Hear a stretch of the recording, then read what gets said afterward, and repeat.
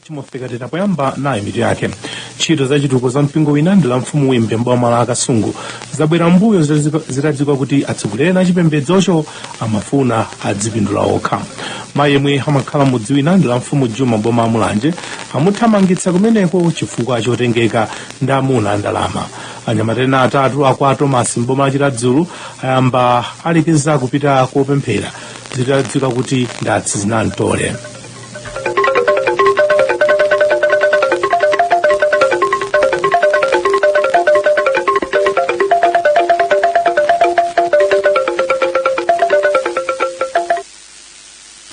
Ndipo nazi nkhani za mabomazi mwatsatanetsatane. Ntchito za chitukuko za mpingo wina ndi la mfumu wimbe mboma la Kasungu zabwera mbuyo zitadzikwa kuti atsogoleri a chipembedzocho amafuna adzingopindula okha. Wotumizira nkhaniwo ati zaka zingapo zapitazi mpingowu unayamba ntchito yomanga nyumba yopempheramo. Zinthu zinayamba bwino lomwe ndithu mpaka na khoma kukwera. Kenaka nyumbamo anayikhomera matabwa ndi cholinga choti ayiveke malata. Apata akhristu ndi ena akufuna kwabwino anadzipereka kusonkha ndalama zoti ntchitoyi itheke. Koma atsogoleri a mpingowu ataona momwe ndalama zogwira ntchito zimabwerera anayamba kuchuluka nzeru. Kagulu ka atsogoleriwa kanayamba kuona kuti nkofuna ndalamazo zikhale zawo osati zogwira ntchito za mpingo. Zotsata za izi zinali zakuti ntchito yomanga kachisiyo inayima. Akhristu ena ataona izi anayamba kufunsa kuti adziwe zomwe zimachitika. Akuluakulu a mpingowo amaona ngati mwina atha kuyikhalira nkhaniyi, koma akanadziwa sakanatero chifukwa akhristu enawo anakakamira kuti adziwe zomwe zikulepheretsa kumalizitsa kumanga tchalichicho. Panopa akhristu anenetsa kuti sawasiya atsogoleri kuti aononge ndalamazo zomwe ena mpaka akuti apeza nazo mitala. Iwo asankha adindo atsopano koma alumbira kuti sakusonkhanso ndalama zina zoti akhomere malata pa tchalichipo.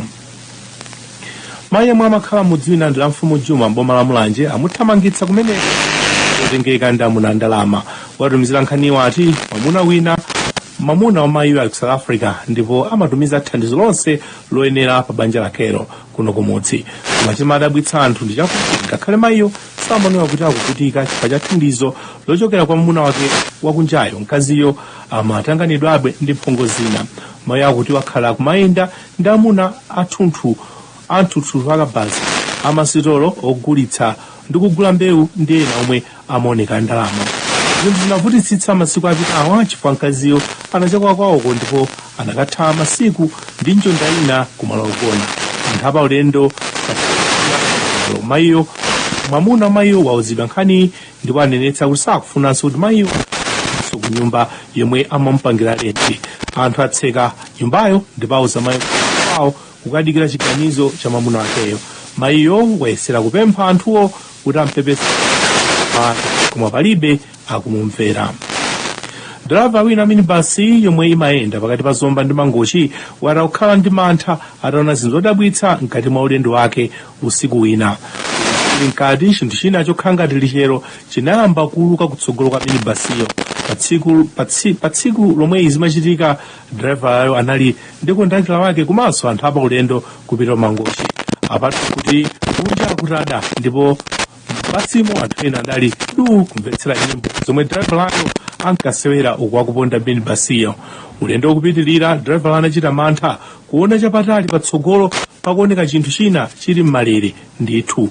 Iye anaponda minibasiyo kuti andikire chinthucho kuti achione bwinobwino, koma chinayamba kupatsa mantha driver chinali chakuti iye amati akaponda galimotoyo kuti ayandikire chinthucho nacho chimauluka mwachangu kuti asachiyandikire.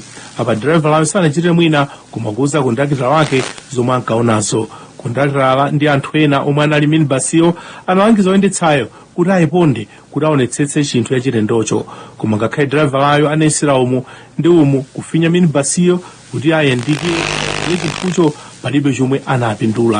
Munthu wina minibasimo analangiza driver layo kuti ayimitse galimotoyo koma asachititse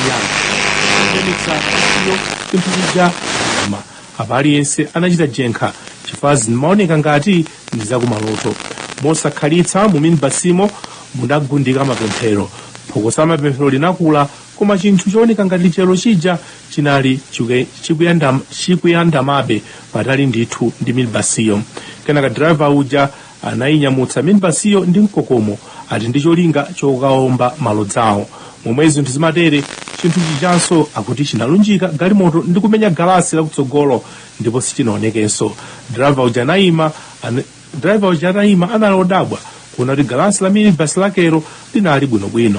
Aliyense mwe anali pa ulendowo anali ndi mantha akulu, koma driverayo anakwanitsa kuyenda nayo mpaka kumangochi popandanso china chilichonse chodabwitsa. Komabe driverayo wanenetsa kuti ali ndi mantha ndipo ati akufuna kuti apite kutchuthi kuti akamadzabwerera ku ntchito sadzalekezanso kuyenda usiku. Mukumvera nkhani za maboma kuchokera kuno ku Radio 2 FM. Anyamata ena atatu aku Thomas mboma la Dzulu ayamba alekeza kupita kopemphera zitadziwika kuti ndatsi zinamtole. Kwatumizira nkhaniyo ati anyamatawo ali mgulu la anthu omwe akhala kwambiri pa ntchito za chipembedzo ndipo akaso aliyense amadziwa kuti sanabwere, koma chomwe anthu samadziwa chinayi chakuti achisodzerawo anali ndi ziwanda zakuba koopsa ndipo samasamala lamulo loletsa kuba. Anatengana kugwiza zoti abe mtanda kutchali chikwawoko zomwe anakwitsa nazo anthu zomwe anakwanitsa ndithu. Anthu ena ndi omwe anapezera atafunsa chomwe chimachitika ndi mtandawo, anyamatawo anasowa choyankha chifukwa ankangochita chibwebwe zoti anagwira ndi mtandawo anali opemphera nawo zinayiwalika pomwepo chifukwa anayamba kumenya anyamatawo kolapitsa.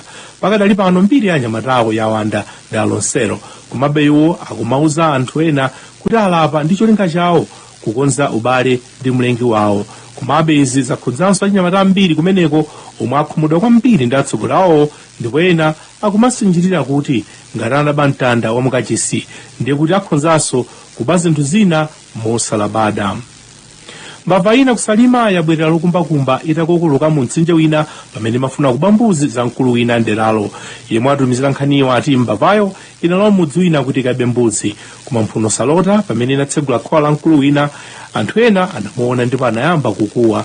Apo akubayo analira tsaliwiro la mtondodoka ndi kulunjika ku mtsinje wina, koma anthu sanatope kumuthamangitsa akubayo.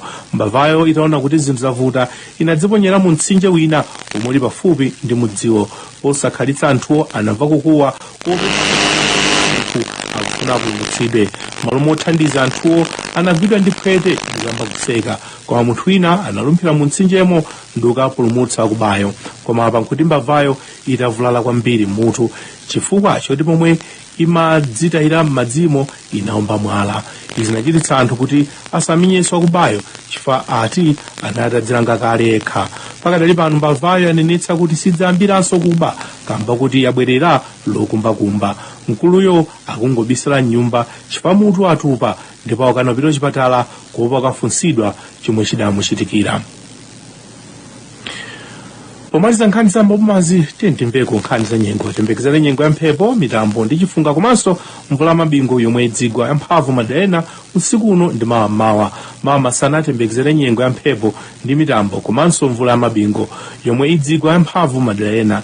Chenjezo chiopsezo madzi osefukira ndi chokwera m'madera omwe mudzigwa mvula yamphamvu makamaka mphepete mwa nyanja monga Nkatabe, Khotakota komanso Salima.